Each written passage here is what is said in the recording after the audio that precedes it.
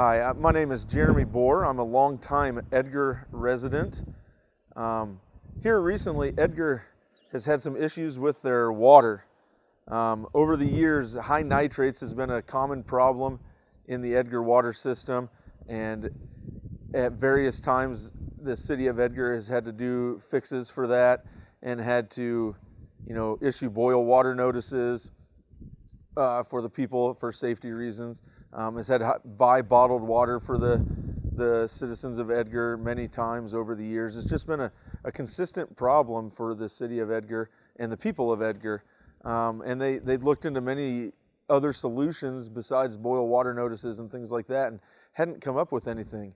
And then at one point at a city council meeting, the Edgar of Mayor Brad Brenforder and the Edgar of Fairfield Bruce Susie, they were looking at some grants for water systems, and they found that if Fairfield and Edgar would collaborate to share their water system, and that would get them some grant money from the government to do it, and they would be able to take the water from Fairfield and build a pipeline over to Edgar and allow Edgar to have good clean water from Fairfield without the nitrate problems and all of those things that they've had over the years, and then also get federal and state grant money to do so.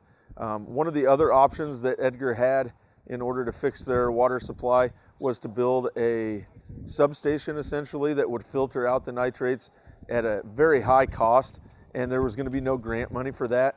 Those stations would only last for like 15 to 20 years, and they'd have to rebuild them again at a very high cost and no grant money available. So this solution, allowing Fairfield and Edgar to share their water supply, has been nothing short of a miracle for Edgar, and just great civic responsibility and civic duty there out of Fairfield. They didn't have to share their water. They didn't have to go in on this, but it helped Fairfield get some improvements to their water system as well. And so all of this was done with grant money at a very low cost to the local taxpayer here in Edgar or Fairfield. And now, when this process is all completed, Fairfield will be sharing their water with Edgar, and Edgar will have a clean, healthy water supply where they don't have to worry about nitrates and all the other issues that they've had over the years. Currently, the communities are waiting for the ground to thaw so they can finish the project. It really has been a great example of civic cooperation.